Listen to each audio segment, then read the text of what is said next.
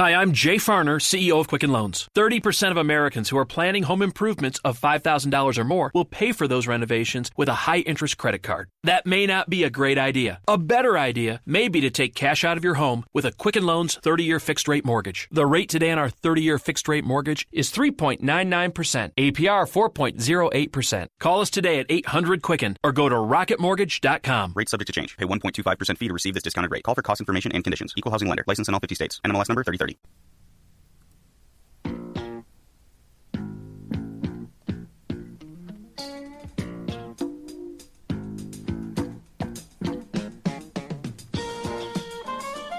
Welcome to On Trial,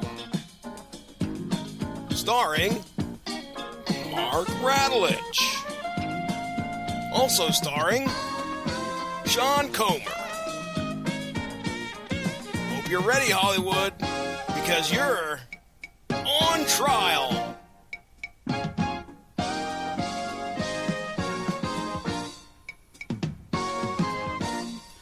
All rise. Court is now in session. The Honorable Judge Ito presiding. This is On Trial. Tonight, I'm your defense attorney, Mr. Mark Radulich, and on the docket is the Robert Rodriguez directed screenplay by Quentin Tarantino horror action film cult classic From Dusk Till Dawn. And joining me tonight in the unenvious role as prosecutor for this cult classic, ladies and gentlemen, Sean Comer. How do you do, sir? I have come to kill one of my darlings. Yeah, I watched this the other night without my son. He was in bed. Mm-hmm. You know what's funny? When I thought about showing it to him, literally all I remembered was Once Everyone Turns and them shooting the vampires. And I'm like, well, that's not bad stuff. But boy, everything leading up to that. I forgot about the banker that they took hostage. I forgot about all the language. I forgot that it's a strip bar, not just a bar called the Titty Twister. Well, I mean, this is a child, though, that from some of the pictures you shared of him, number one, looks like a miniature Brock Lesnar. Well, thank you. And number two, according to you on Twitter, when he asked in a UFC fight who you were rooting for, and you said violence, asked which one is violence. It was a bare knuckle fight, but yes, the incident did in fact happen. So look, he didn't watch, but that's something we can watch when he's a little bit older. In any case, I haven't watched this movie in a long time, so I was almost rewatching it with fresh eyes because, like I said, I had forgotten more about this film than I could remember. And in case it needed to be said outright, this is not for children. No.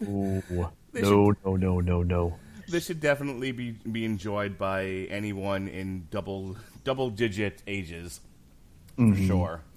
But it is such a fun movie, and even though I'm in the role of defending it tonight, I really did try to look at it critically, and I'm curious to hear what your prosecution's going to be, because as I watched it, I kept thinking to myself, like, it's a little uneven, but it's supposed to be a B vampire movie.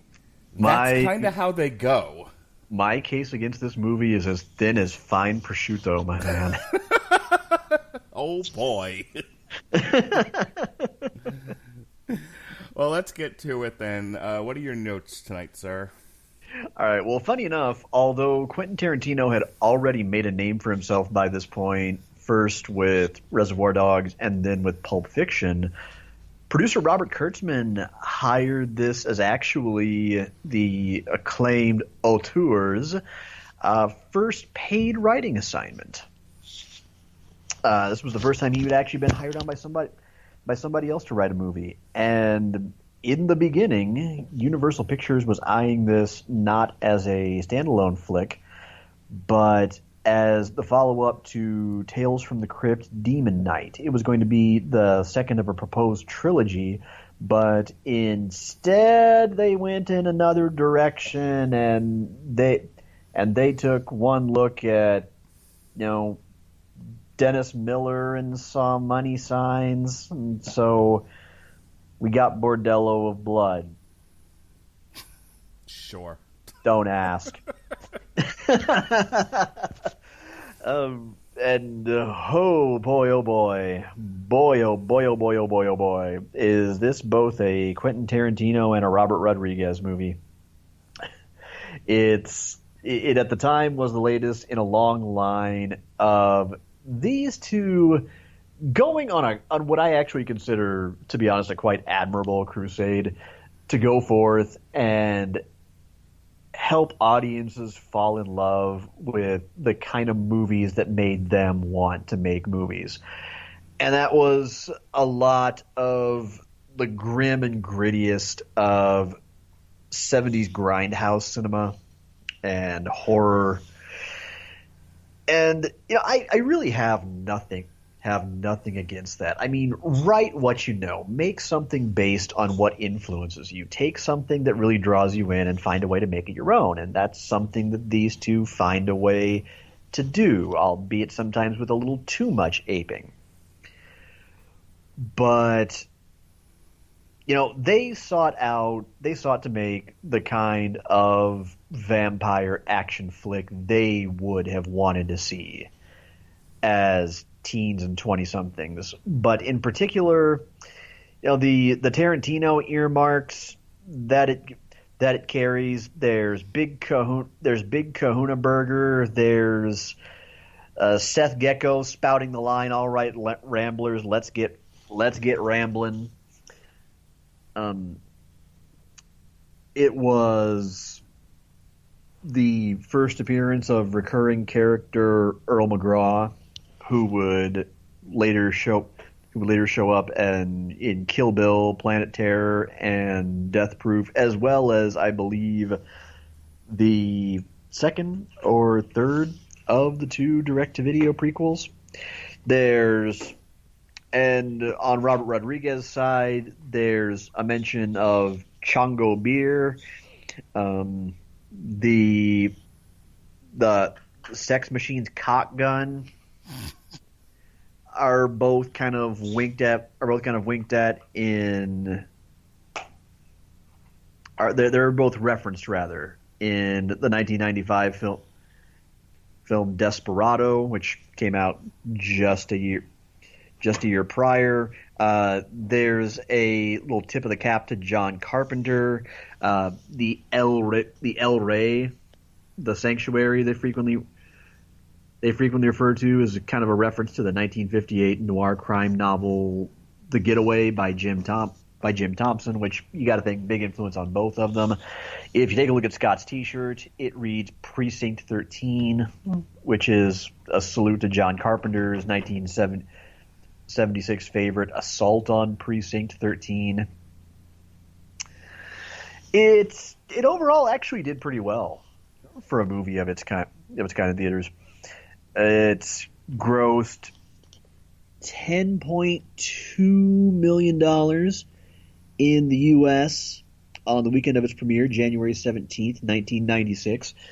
Won the box office that week. However, the very next, it dropped to third because despite grossing roughly $4.9 million, it took a bit of a bongo beating at the hands of Mr. Holland's Opus and Bed of Roses.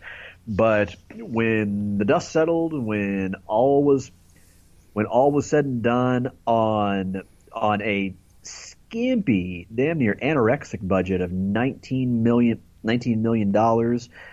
it's ultimately earned $59.3 million worldwide, which continues some of Robert Rodriguez's most glorious hallmarks, and that is he makes his movies cheap. He does a lot of it's very DIY.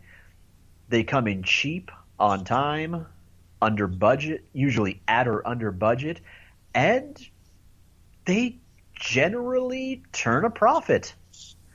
I mean, nobody is ever going to mistake him for Howard Hawks or Martin Scorsese, but you got to admit, when the man has a good idea, he's an ATM. As for kind of latter-day considerations, it was a hit at the box office and became a cult favorite after it left theaters. On Rotten Tomatoes, it's got a 63% rating based on 48 critics surveyed, so mostly positive reviews. Average of 6 out of 10. The consensus sums it up: a pulpy crime drama vampire film hybrid from dusk till dawn is an uneven but often deliriously enjoyable B movie. Metacritic is decidedly less kind. It's got an average score of 52 out of 100 based on 14 reviews. But if you head over to CinemaScore, audiences give the film an average of a B-. So, I mean, like a lot of other genre movies, you kind of have to put the critics in their warm, safe, comfy box where they will bitch up a storm about movies like this right up until somebody pays them fuck you money to make a movie like this. What? I defy you. Tell me I'm wrong. No, I'm with you. Yeah, Martin Scorsese goes from talking shit for years about comic book movies to right up until he gets him some of that sweet DC Warner Brothers cash coochie. Then all of a sudden it's, oh, no, I just have a problem with Marvel movies. Yeah, well... Okay, Marty. Look, just a second on him. This is one of those guys who just wishes the movie-going audience would go see art house films and that sort of thing. But they've never in large quantities, not enough to keep a studio afloat, done that. Yeah, well, you know what? Marty has also been making the same fucking movie for the last 20 years and coasting on it. So I really don't want to hear about it, Taxi Driver. Yeah, well, his latest is on Netflix, which tells you a lot about where his kinds of movies are going. Though I will say this, I also read an article recently where the future of Star Wars movies may be streaming only. So, welcome to the future, everybody. No, don't bother leaving your house. Well, and I mean, granted, I will admit, yes, a lot of people could say the same thing about Tarantino and Rodriguez that I just griped about with Marty for basically now running out of old white man gets rich by unscrupulous means and comes to bad end stories. But the difference being, at least for the most part, Tarantino and Rodriguez's movies are fun to watch. If you look at the most successful movies ever, and even if you take away the comic book movies, for the long time, 1 and 1A were Avatar, which was a shit movie, and Titanic, which was fine, but they had in their own rights, in very different ways, mass appeal qualities. Mm-hmm. And it's like, at some point, as somebody who makes film, you either make your peace with that, or maybe find something else to do, because that's just the way it is. I think what irritates me about him complaining about the Marvel thing is he feels like the kind, like, if he wasn't Martin Scorsese, he'd just be some angry guy on Twitter bitching. But because he's Martin Scorsese, people are like paying more attention to it and giving it a degree of credence. It's like, yeah, but you're A, whining at something that's been like this for decades now. B, it isn't just Marvel movies. This didn't just happen with the Avengers. No, it did, and you're absolutely right. he would be little more than bait for our good friend Benjamin J. Cologne to bust out the classic old man yells at cloud.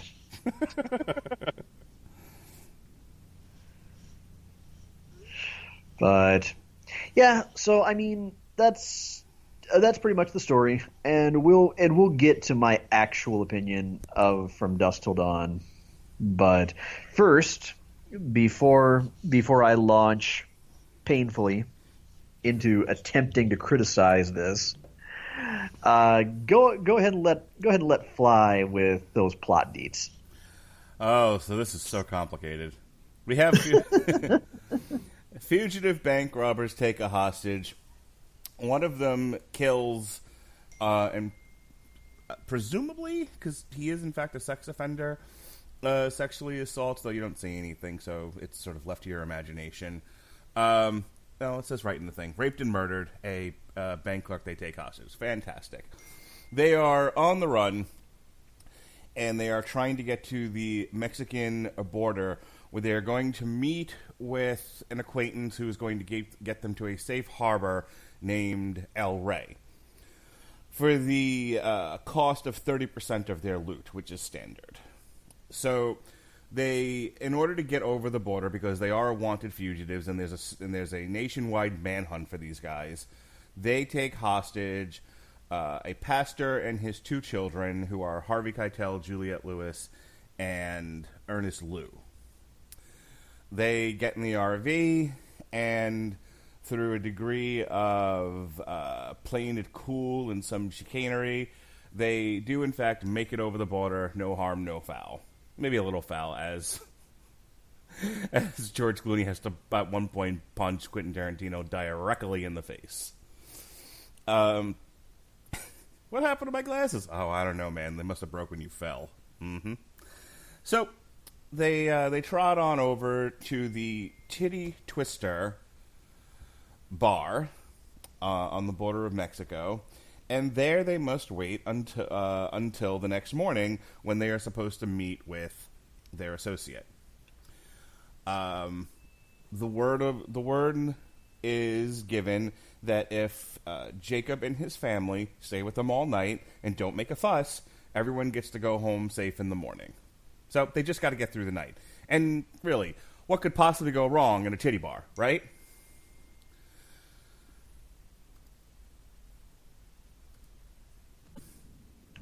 However, things do in fact go wrong, because number one, as they try to get into the bar, they are nearly barred entry, and they beat up Cheech Marin, who has one of the great monologues in the history of film.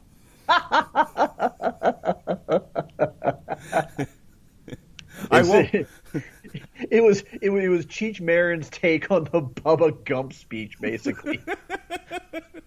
I won't do it for you now. I will never be able to do it justice. But but if I ever get elected president, my first State of the Union will be Cheech Marin's speech outside of the Titty Twister.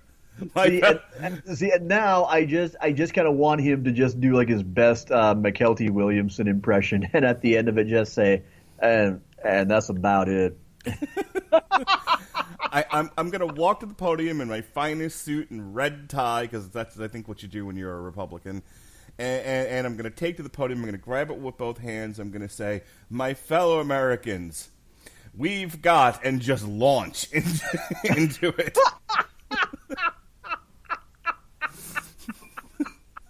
And to a horrified gallery, I will say, if you can find pussy we don't have, fuck it, and walk away.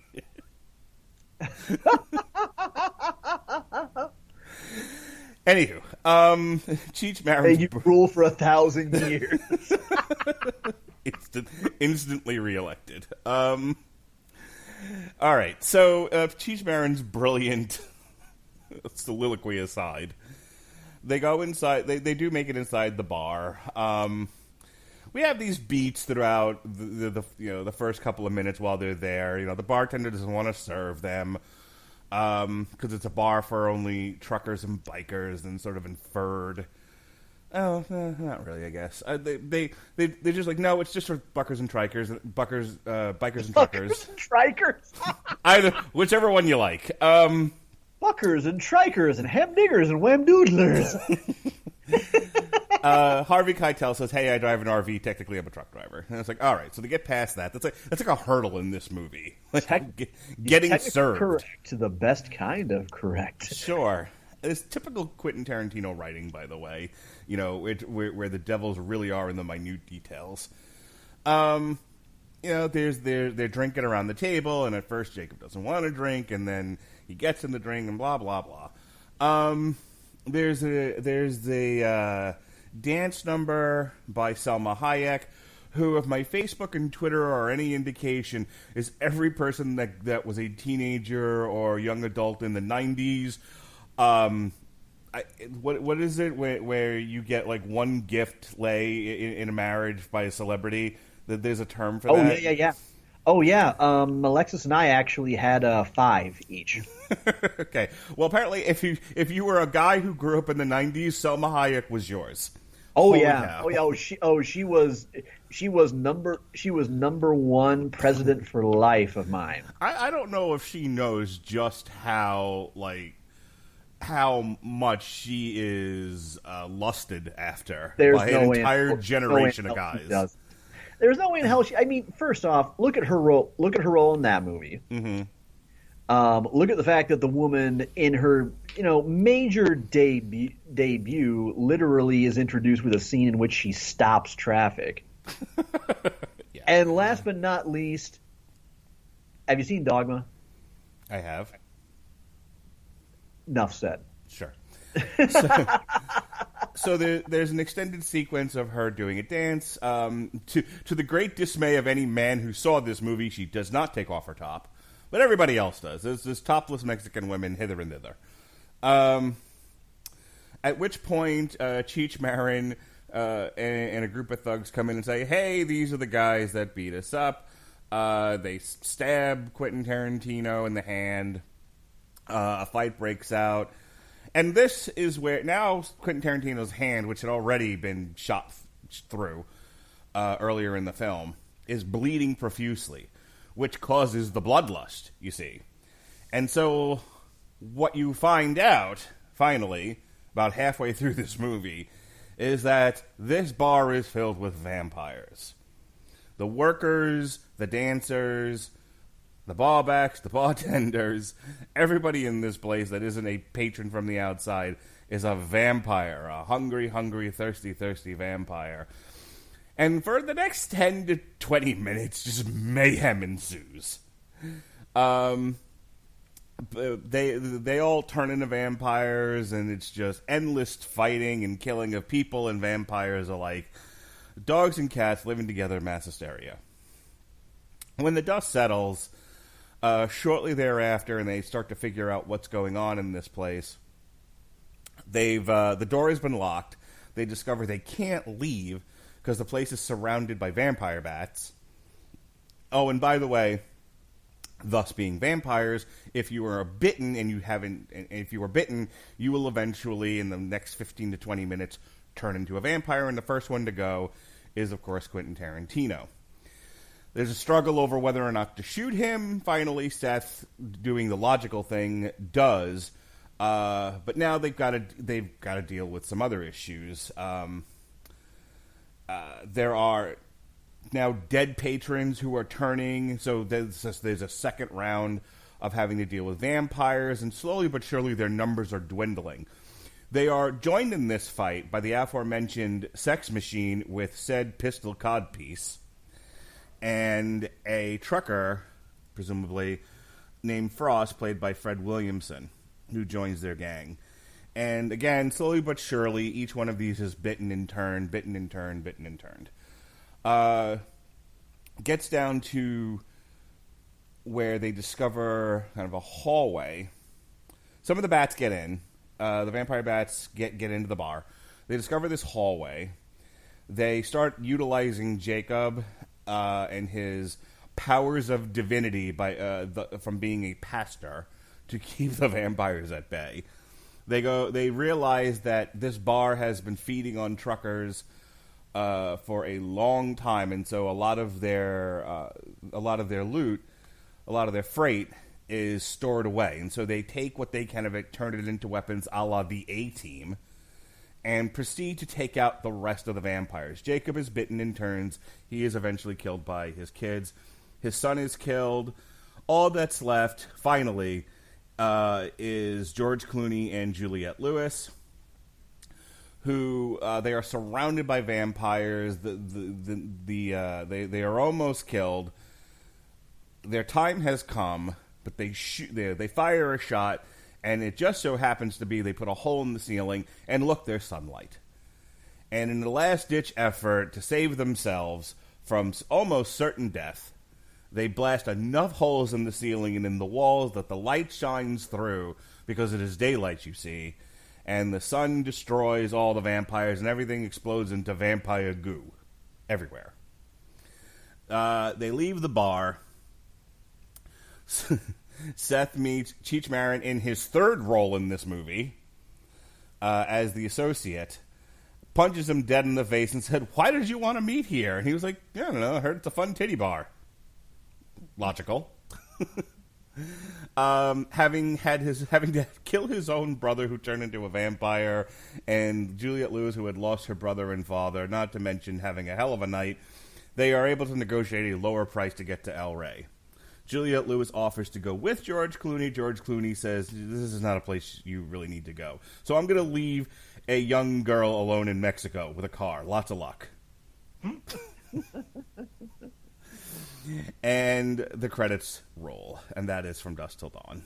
It is revealed, however, I should say this, it is revealed that this bar was actually built on top of an Aztec temple. So there. Your witness, sir. So there's an argument to be made, albeit not an especially convincing one, that From Dusk Till Dawn actually worked better as a series, as in the 2 seasons that ran on Rodriguez's aptly named El Rey Network, than it does as a movie. It was 3 seasons. Was it 3? I thought it was only 2. I won't interrupt you again if I'm wrong, but I'm pretty sure it's 3. No. I don't mind you interrupting me if I'm wrong. I only get irritated if you're kind of trampling my points or a joke I'm trying to make. I looked this up earlier and I thought it said it was 3 seasons, and 3 seasons. Okay, fine. The 3 seasons, well, which is all the more because it goes to reflect that there was actually a deeper lore that they could mine to make arguably the most often interesting layered mythical creatures in horror into something slightly more than bullet fodder for George Clooney.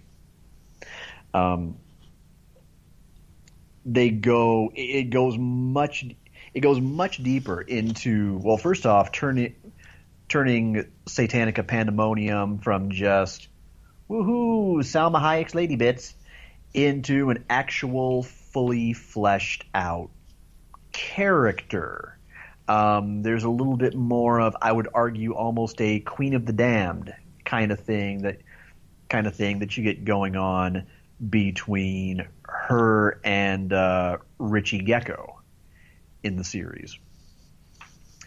But that being said, we don't get that here. We just kind of get the mostly straight to the chase grindhouse route, which when you see at the end that the titty twister was built atop this semi-buried Aztec temple, feels like a little bit of a waste. I mean, it works as a nice kind of plot twist to go out on in the style of a great pulp story or comic book, but at the same time, you also kind of want to go back and go, wait, go back, more of that Aztec shit. What? Don't just show me that and walk away. Don't you just feed me crumbs. You give me the whole damn cake, mister.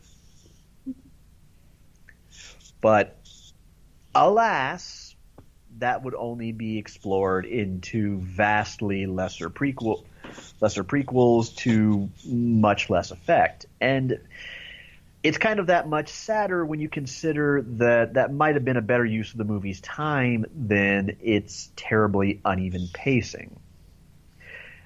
I mean, if you really look at it, much the way that the Grindhouse theatrical double feature of Death Proof and Planet Terror was one movie made by Robert Rodriguez and one movie by Quentin Tarantino, you could say that it's almost like Quentin Tarantino made half this movie and Robert Rodriguez made the other half. Because the first half is very much Tarantino. Yeah, it is. It's talky, it's funny, but it's slower paced. It's a slow burn. The second half is bullet booby bukkake.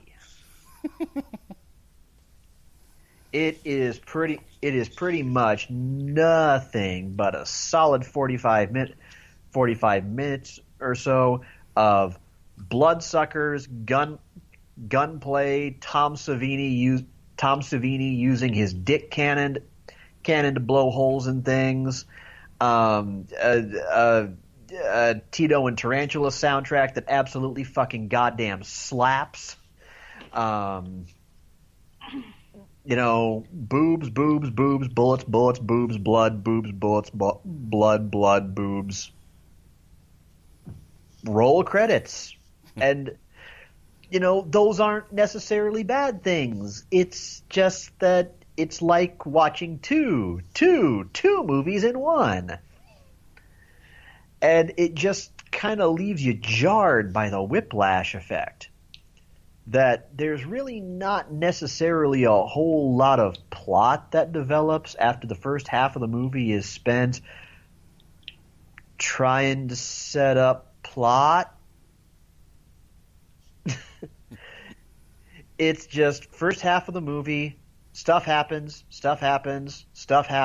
Nothing that happened in the first half of the movie might as well matter because, we got to get to the stuff Robert knows people actually came to this movie to see. So it's something that the series really did kind of well. I mean, granted, no one is ever going to mistake From Dusk Till Dawn the series for Buffy the Vampire Slayer in terms of character development, but you at least get things that build a little bit more gradually. Hell, we even get Jake fucking Busey actually explaining how the character comes to be known as Sex Machine. I mean, it's a kind of stupid explanation. It's basically a pun on Deus Ex Machina, but is still an explanation. They managed to make Richie Gecko into almost a kind of sympathetic character. So, I mean, again, there's something there. And yeah, Selma really goes to waste after what was a pretty solid performance, not just as very obvious eye candy in Desperado, but some actually halfway decent acting. And in this, she's just resorted to Bikini Python Lady.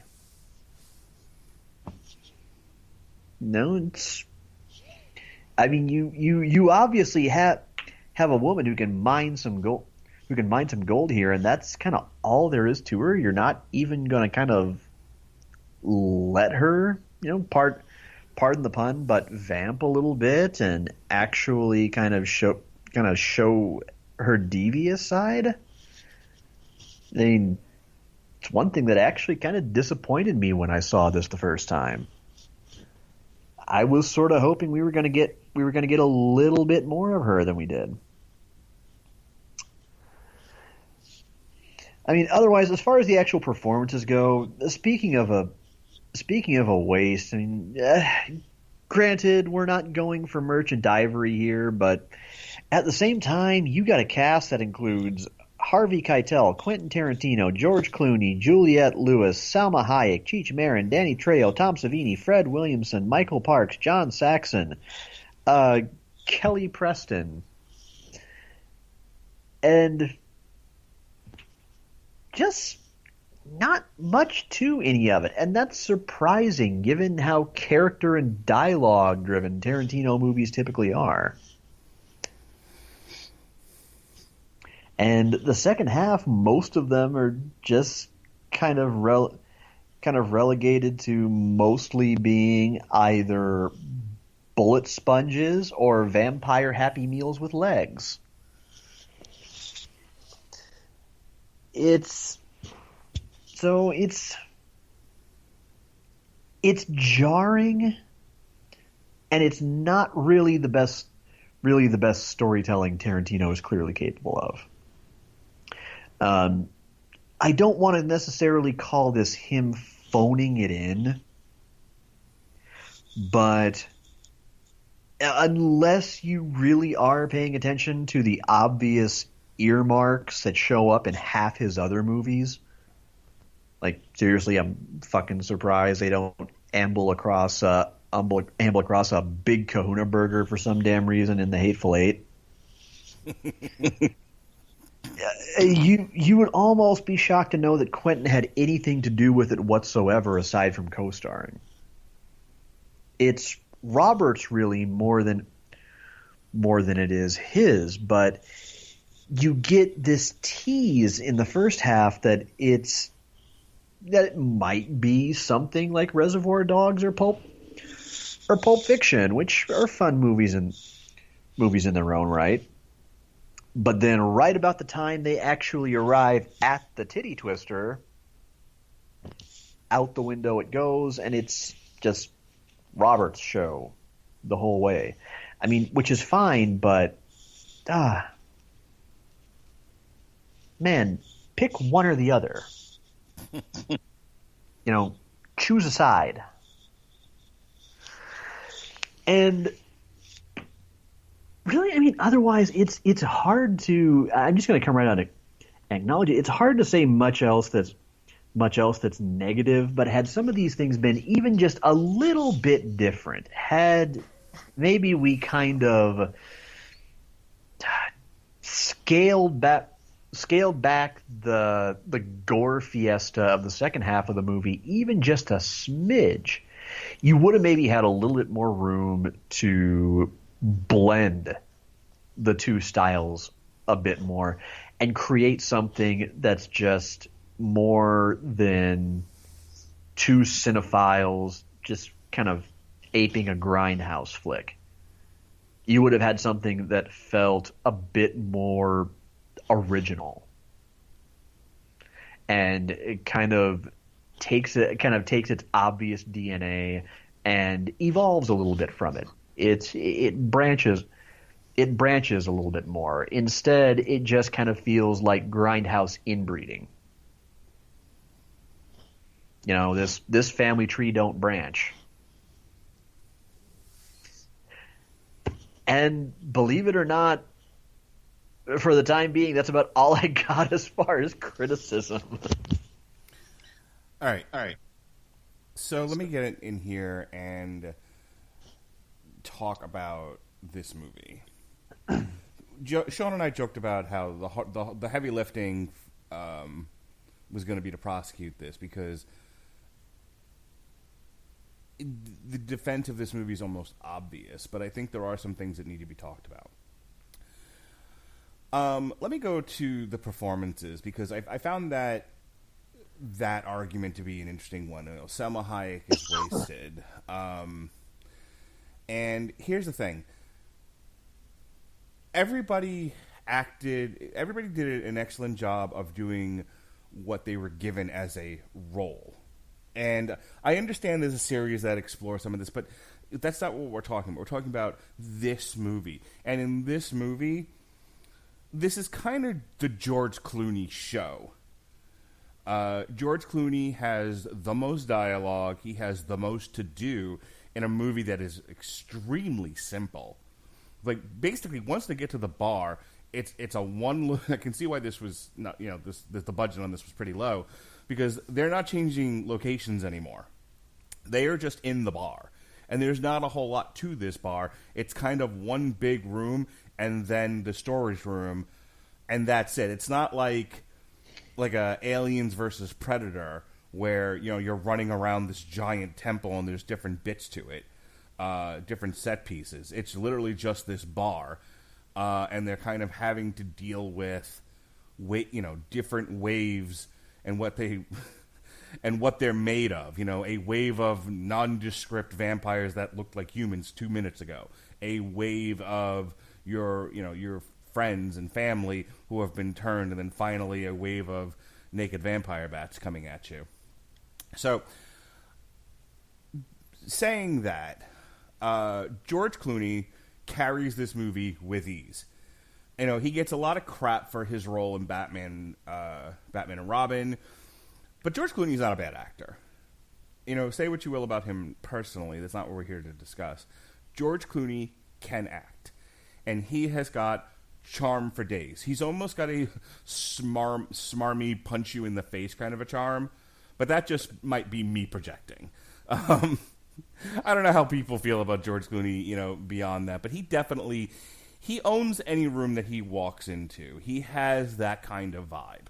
And this movie really does succeed or fail on his shoulders, and I think he holds it up really, really well.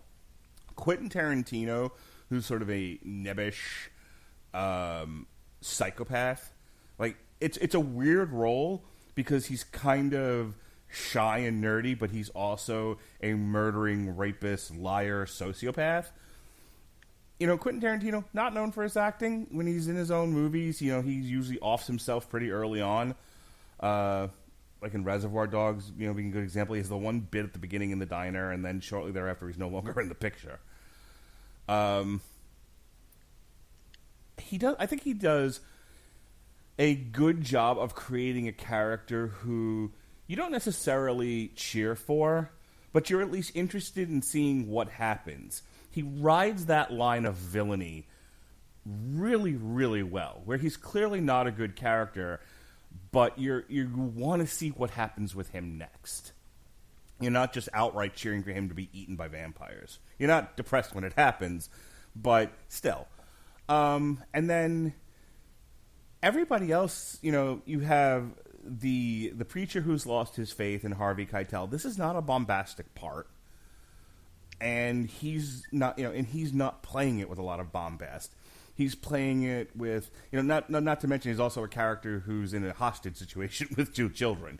So he's intense when he has to be, in the few times that he's got to turn it up a notch or two. But he doesn't go crazy. He's not chewing scenery.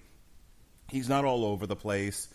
They don't really give Juliette Lewis and Henry Liu Ernest Liu, a whole lot to do in the movie. They're just kind of there to either be eaten or shoot things. But they carry it off well. I don't believe they're reading off cards off camera. And so, that brings us back to when I started with this. Selma Hayek. The line, well, why didn't they use her more? They didn't need to. The point of this movie is, and Sean used the word jarring. It's supposed to be jarring. That's the point. What this movie lacks in plot, and boy does it ever, it makes up for in the fact that this is supposed to be an experiential event that you're watching, because they're taking you on this trip, right? This is a hostage movie, right? You've got these bank robbers, and they're doing bank robbery things, and they've got hostages, and and at the point that they get to the bar, their story is kind of over. They've won, and a whole thing could be, and I want to say some of the other From Dusk Till Dawn stuff actually explores what all happened that got them to that point. That is a whole other chapter in the book. When you get to the bar, the whole story changes. What you're watching changes. That's why, Sean said, well, it's jarring as if that's a bad thing. No. You need to be jarred as an audience in order to get what this picture is supposed to be doing. It utterly undercuts and unseats everything that was set up before it. And now, you've left the noir picture you were in, and now you're in this survival horror zombie show. And that's all it is. And that's all she was ever meant to be. She's supposed to be somewhat disarming. You have this pretty lady doing a snake dance, shoving a foot in your mouth like you do. And then, whoop, she's a vampire. And everyone's a vampire. And oh shit, you're in the hornet's nest. And the movie kind of goes in an utterly different direction from that point. The fact that you as an audience member do feel like, you walked into a dimly lit room with candlelight, and place settings for a romantic dinner, and somebody turned a fire hose in your face, that's what's supposed to be happening. That's the idea. So that's that. There's other obvious things about it. For the 90s, this was pretty good special effects, especially on a low budget. So the vampires are kind of over the top and fun to look at. They're not overly gross. It's an interesting take on vampires as monsters because again, vampires, when you say vampires, you get like the Lost Boys vampires, the Twilight vampires, then you have these monster vampires. Vampires mean a lot of different things, especially to a lot of different people. So this was a fun concept because it wasn't just vampires. This was a monster movie, essentially, a monster zombie movie. So I thought they did a good job with that. In as far as taking one setting and trying to do as much with it as you can, creating internal hurdles. I mean, you could say that, Jesus Christ, it's just fighting wave after wave of these things until the very end, and until the movie runs out of film. But in less deft hands, it wouldn't have worked.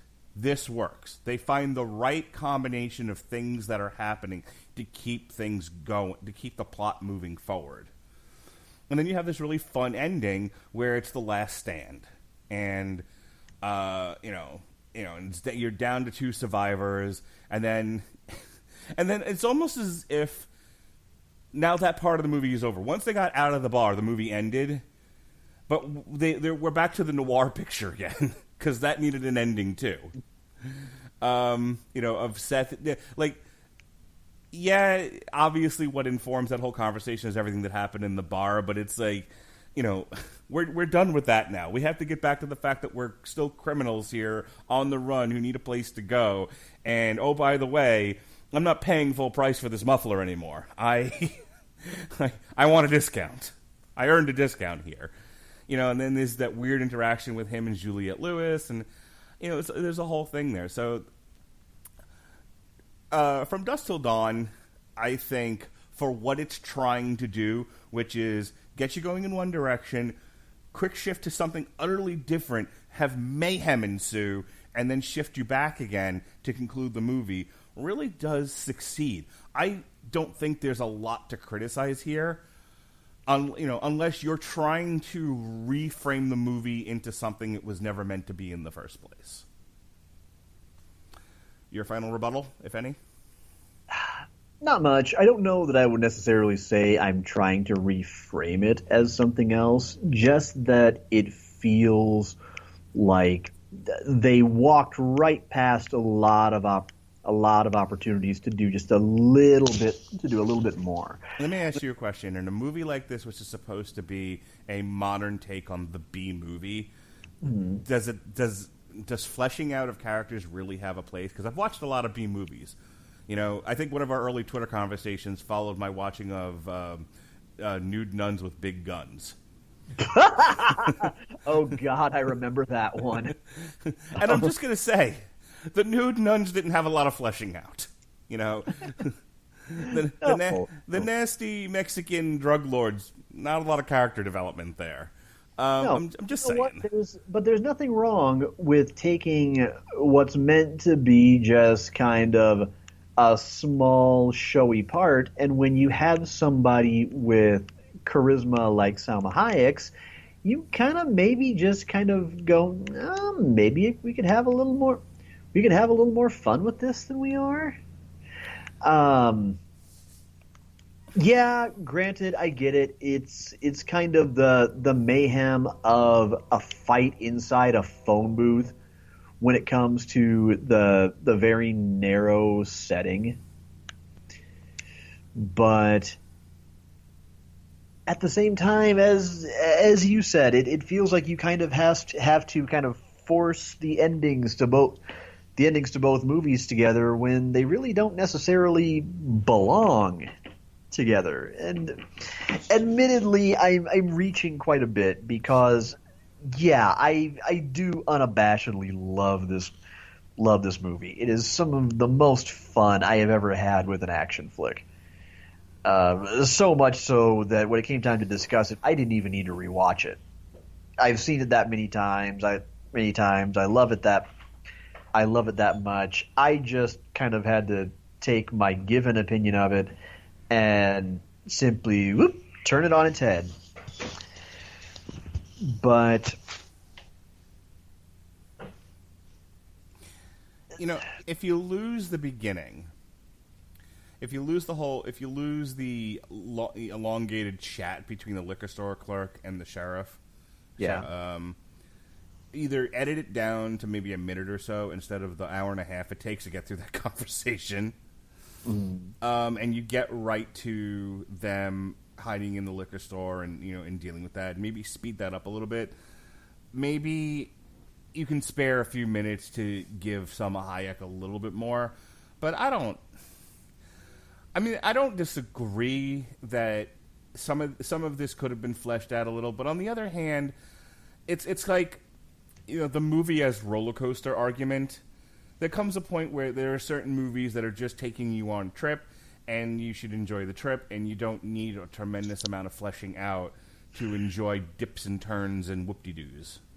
Well, and I could have also gone the completely sarcastic route with my criticism and just said, how dare this movie step outside the box of what is expected of vampires? Yeah. I want grim and gothic and elegant and sparkly. Ooh, don't say sparkly. I'll say sparkly if I want to say sparkly. But at the same time, it's what I just kind of realized this could be compared to.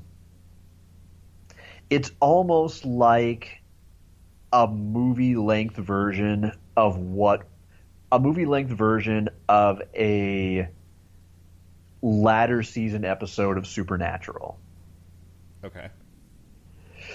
Just you have an outlandish plot centered in one setting. Everything can kind of be resolved. Everything's kind of fairly quick and to the point, right down to its resolution. Again, this is a concept that really I think worked better in a different way as a TV series. Yeah, but then I think your mission statement utterly changes, because I'm actually interested in watching the TV series to see the lore behind it and how we all got to the place that we got to in this film. But that's not the mission statement of the film, I think. No, it's I allow me to reframe my own statement. It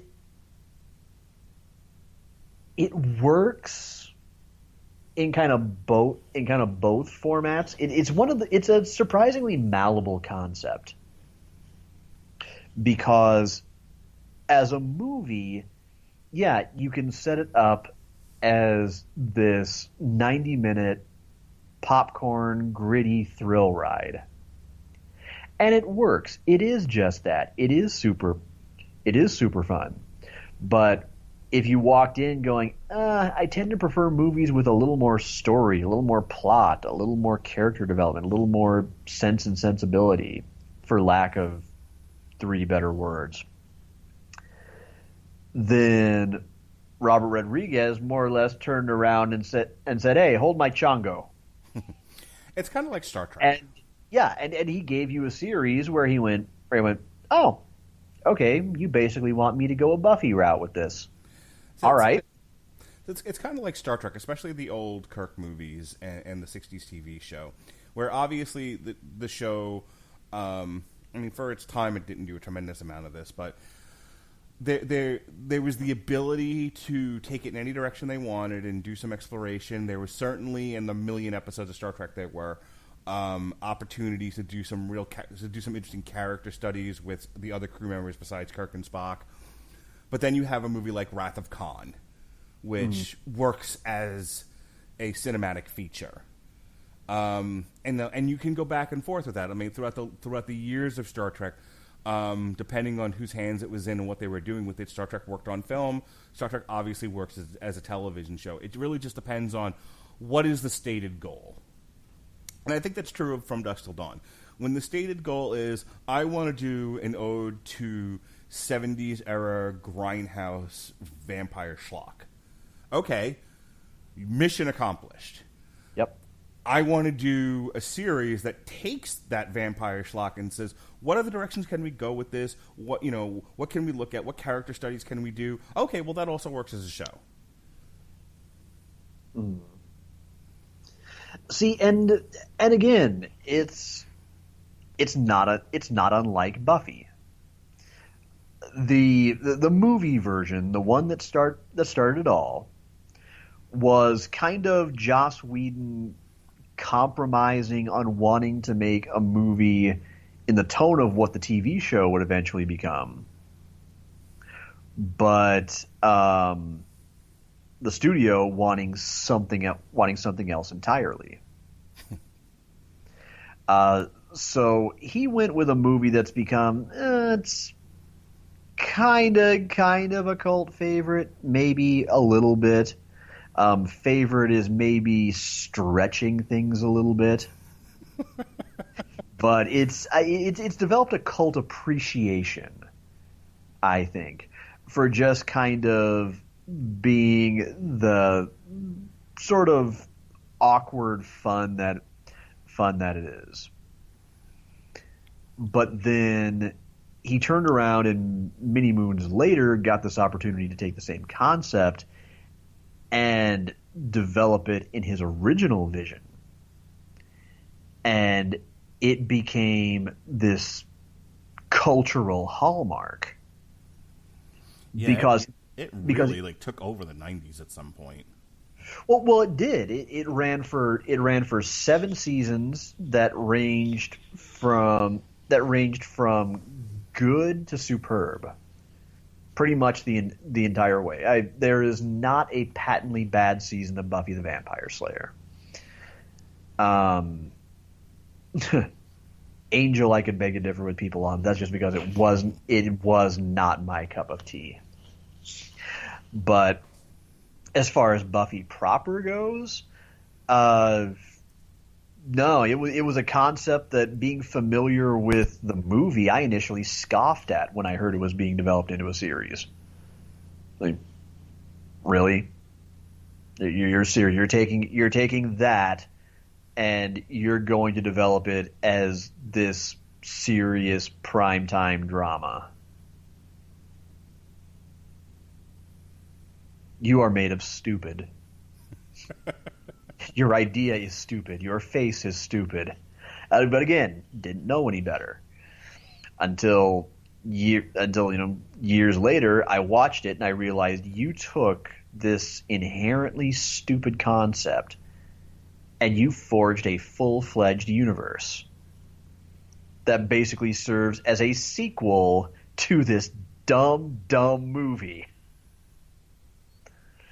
And obviously, From Dusk Till Dawn was not nearly as successful as Buffy. Not trying to say that, but it's the same concept of taking something very narrow and finding some kind of innovative ways to expand upon it.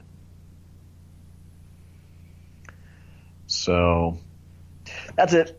That's my take on From Dusk Till Dawn. See the original. Don't bother with the prequels. Just don't. Nobody hates themselves enough to waste 3 hours of their 3 hours of their lives. It's funny. Yeah, that's part of why I think we decided to just do an on trial on this instead of trying to do a long road to ruin for the whole stupid thing, because you have such a great piece of business from the original From Dusk Till Dawn, and then 2 unnecessary sequels. This would be the Crow Show all over again, and I just don't want to. Ugh. I don't want to do that again. As much fun as we had with The Crow. Yeah, a series of diminishing returns. All right, tonight, myself and Jesse will review Lacuna Coil, Black Anima. Tomorrow night, we did a bit of a reversal here, doing on trial today. Tomorrow night, we'll do Insatiable Season 2. We'll have some boxing coverage for you this Saturday. Robert Winfrey's going to take a look at both fights and figure out which one doesn't want to make him drill a hole in his head. And that's the one we'll do. Next week, we've got Blackest Night on Source Material, which was really good, by the way. I know you were the one that hit me to the Jeff Johns run on Green Lantern.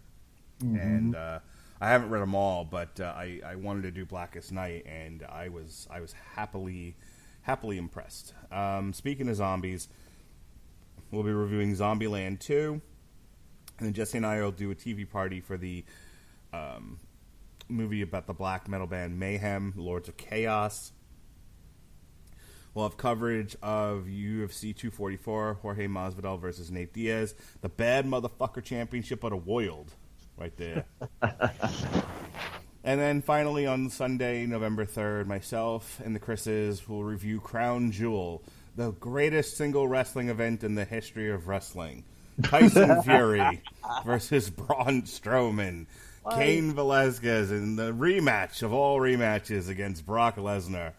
I have been waiting for this since the original Breakdancing Brock episode. Dude, you must really love professional wrestling on a whole other level than I do, to continue to subject yourself to these stupid Saudi shows. It's funny. I actually haven't watched a lot of the Saudi shows. I'm tuning into this one. Here's the thing. Years ago, when I was doing the Casual Heroes, Gavin said, make a prediction about pro wrestling. And I said, and they were like, oh, this will happen. And I said, in X amount of years, I don't think pro wrestling will continue to exist. I think there'll be enough access to a variety of real combat sports that people won't be bothered with pro wrestling anymore. It'll fall out of favor when you can watch real fights, and you have easy access to real fights. They're everywhere. And there was kind of like an awkward silence, and I don't particularly think Gavin liked that answer.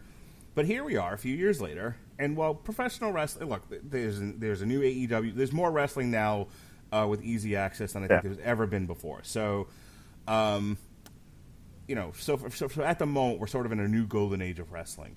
On the other hand, there are guys not getting good matches on this Saudi card because they're insisting on more real athletes.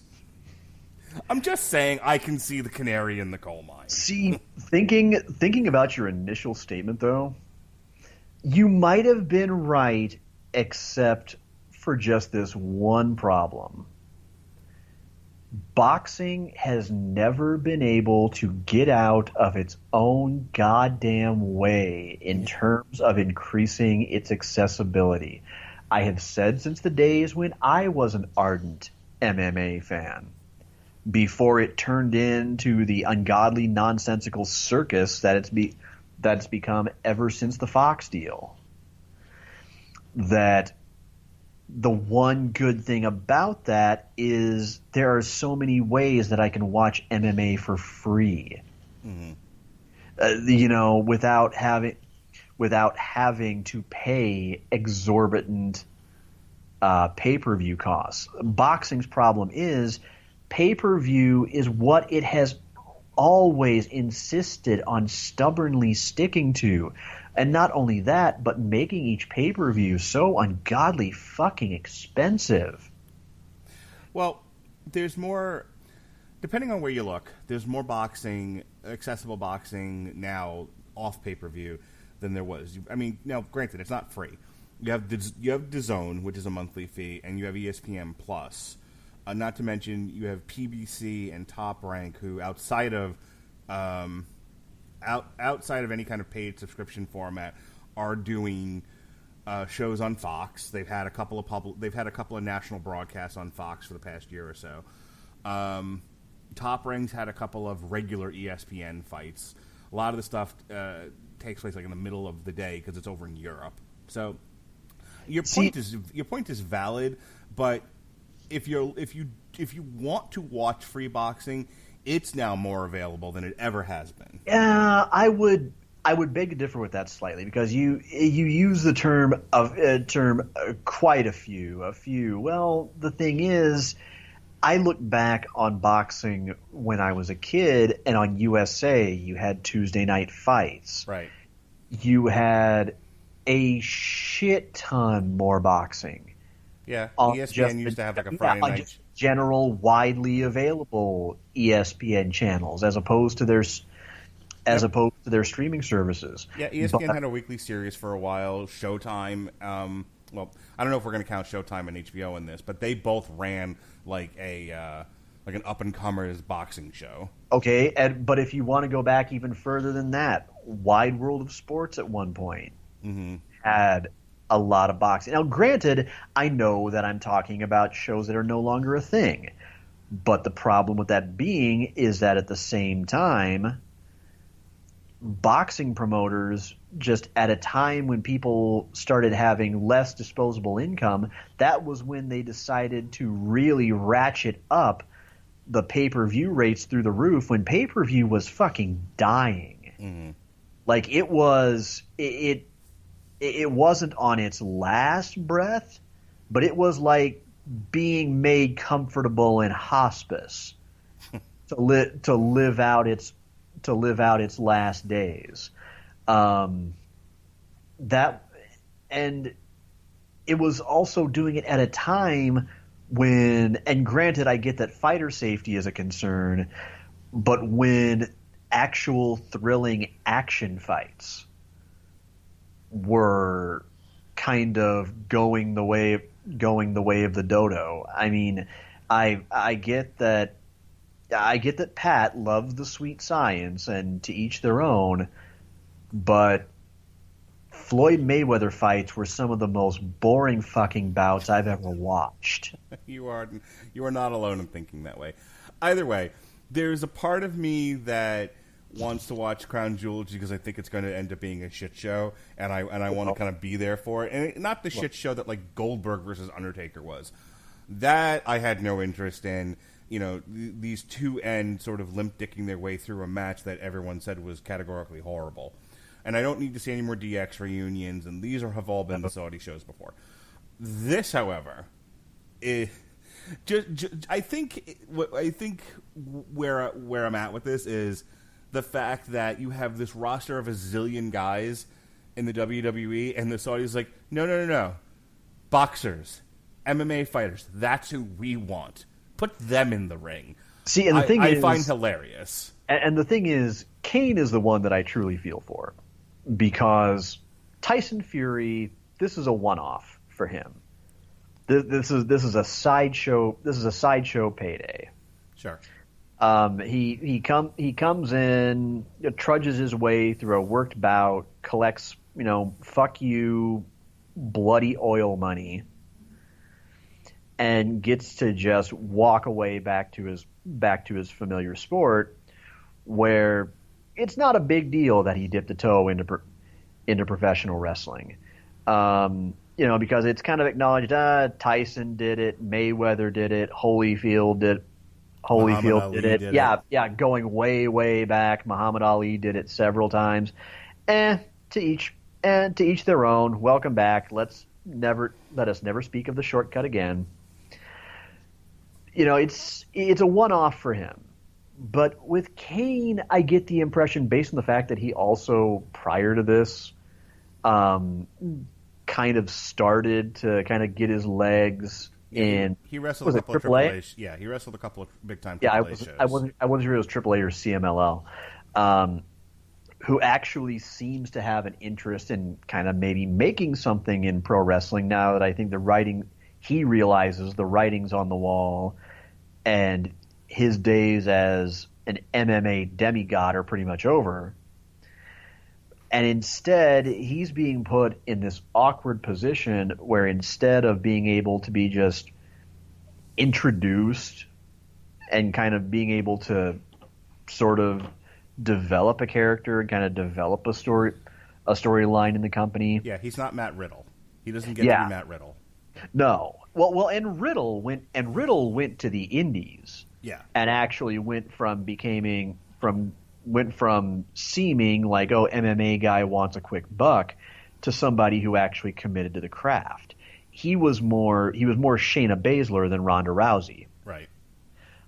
Kane, on the other hand, I get the feeling would probably wants to actually make this a long-term thing and take it seriously, but he's being put in this position where he's being set up to be resented instantly, and to where he's going to catch all kinds of shit because, after just a handful of matches in AAA, here he is in this gigantic Middle Eastern stadium, in the main event up against Brock Lesnar for the WWE Championship, in a match that, let's face it, Brock is not the guy you put in there to carry a newblet.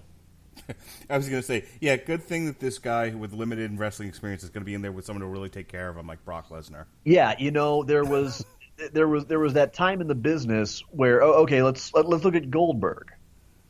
When Goldberg broke in with WCW, yeah, the matches were short, they were squashes, but he was also in there with good mechanics who could sell, hold his hand, rein him in a little bit if needed, high regal, and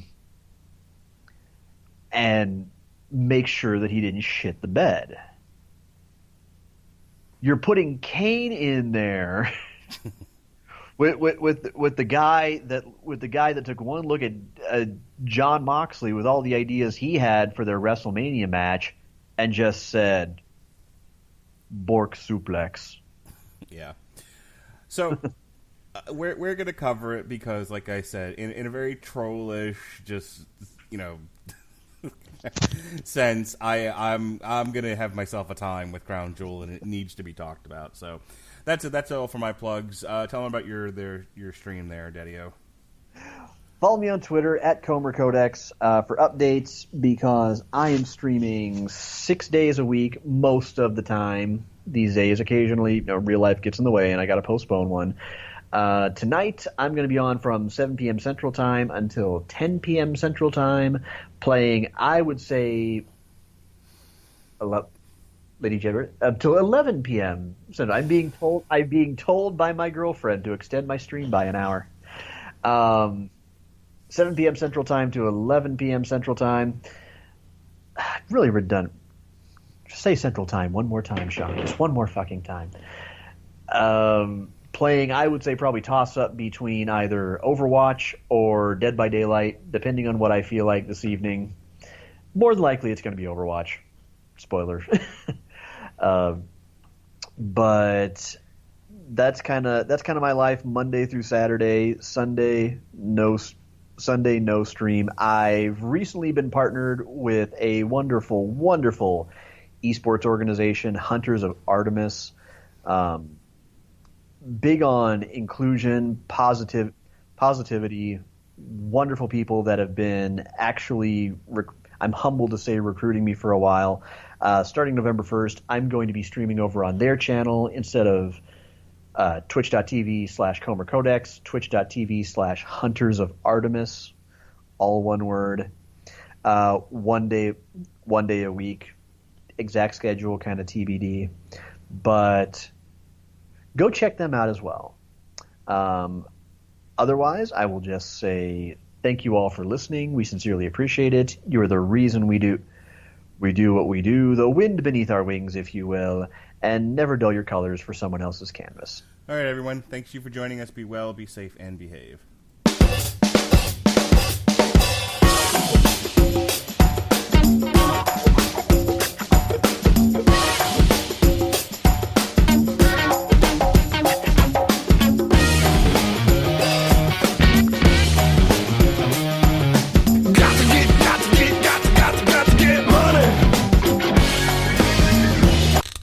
all-time tips and fun facts from Paul, Kristen, and Dexter at Total Wine & More. My famous shrimp recipe calls for a little lemon zest and a bottle of chilled Spanish cava to pair. Explore more than 8,000 wines, now available with same-day delivery. With the largest selection of premium wines in South Florida, I can help you find a new bottle to enjoy every day for the next 146 years. Total Wine & More has you covered with 8,000 wines, 3,000 spirits, and 2,500 beers at always low prices. Now offering same-day delivery at TotalWine.com. Cheers! Hi, I'm Jay Farner, CEO of Quicken Loans. 30% of Americans who are planning home improvements of $5,000 or more will pay for those renovations with a high-interest credit card. That may not be a great idea. A better idea may be to take cash out of your home with a Quicken Loans 30-year fixed-rate mortgage. The rate today on our 30-year fixed-rate mortgage is 3.99%, APR 4.08%. Call us today at 800-QUICKEN or go to rocketmortgage.com. Rate subject to change. Pay 1.25% fee to receive this discounted rate. Call for cost information and conditions. Equal housing lender. License in all 50 states. NMLS number 3030.